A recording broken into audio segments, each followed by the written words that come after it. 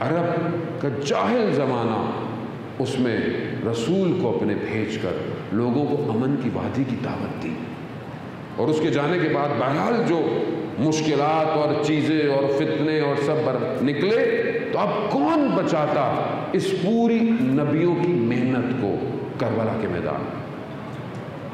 یہ مسئلہ صرف ایک جگہ کا نہیں تھا عزیزان محترم، جہاں انبیاء کا وارث تھا وہاں ان سارے شیطانوں کا وارث تھا۔ تبھی آپ زیارت میں پڑھتے ہیں السلام علیکہ یا وارث آدم صفت اللہ، السلام علیکہ یا وارث نوح نبی اللہ۔ یہ انبیاء کا وارث ہے جو کربلا آیا ہے۔ وہ ساری محنتیں جو انبیاء نے کی تھیں ان کو کمال تک پہنچانے اور بچانے کے لیے یہ پہنچا ہے کربلا۔ اب ظاہر ہے یہ آسان معاملہ نہیں تھا۔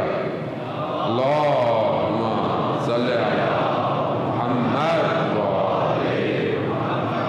اسی وادی کو قائم رکھنے کے لیے پروردگار نے اپنے نمائندوں کو بھیجا ہے کہ اس وادی کو بچانا ہے اور لوگوں کو دعوت دینی ہے اس وادی کی طرف۔ دنیا کا بازار گرم ہے عزیزان محترم، انسان کو اجتماعی طور پر بھی برباد کرنے کے لیے اور انفرادی طور پہ برباد کرنے کے لیے۔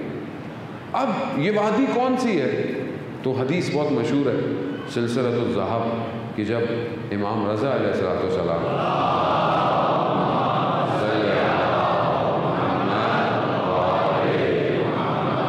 امام جب نشاپور سے گزر رہے تھے، جب امام کو بلایا گیا مدینہ سے خراسان کی طرف، تو کہتے ہیں کہ نشاپور میں بہت ہزاروں جو ہے وہ محدثین، اہل سنت کے محدثین موجود تھے۔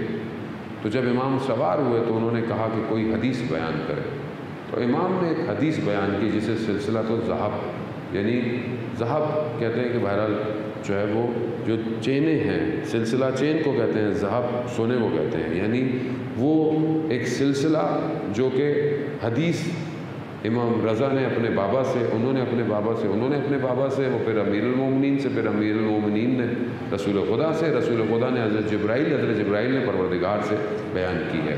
یہ سلسلۃ الذہب ہے۔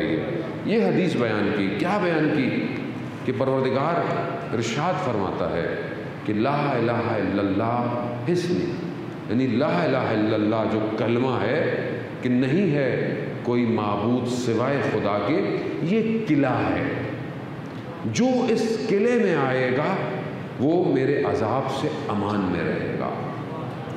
یہ حدیث جو ہے وہ امام رضا علیہ السلام نے بیان کی۔ جو بھی اس قلعے میں آئے، کس قلعے میں؟ لا الہ الا اللہ۔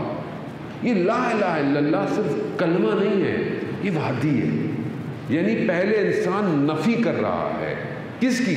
سب خداؤں کی، کوئی نہیں معبود سوائے پروردگار کے، پہلے نفی کر رہا ہے، یعنی پہلے شرک کو ختم کر رہا ہے۔ کوئی بت پرستی، آسمان، ستارے، یہ دنیا کی جس کو تم سمجھتے ہو، کوئی معبود نہیں ہے سوائے اللہ کے۔ یہ وادی ہے، اگر اس میں آ گئے تو تم میرے عذاب سے بچ جاؤ گے۔ لوگ لکھ رہے کہتے ہیں ہزاروں کی تعداد میں محدثین تھے۔ امام کی سواری چلنا شروع ہوئی، رکی، امام نے دوبارہ پردہ ہٹایا محمل کا، کہا کہ اس وادی میں، اس قلعے میں داخل ہونے کی کچھ شرائط ہیں اور میں اس میں سے ایک شرط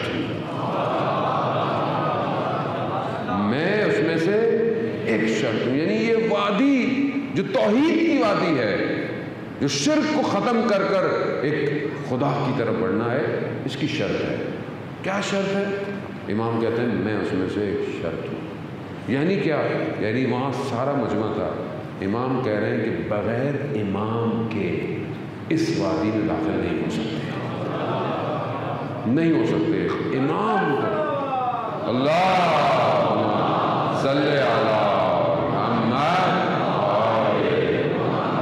اب اس وادی میں داخل ہونا پڑے گا، اس وادی میں آپ کو داخل ہونا ہے امام کے ذریعے سے داخل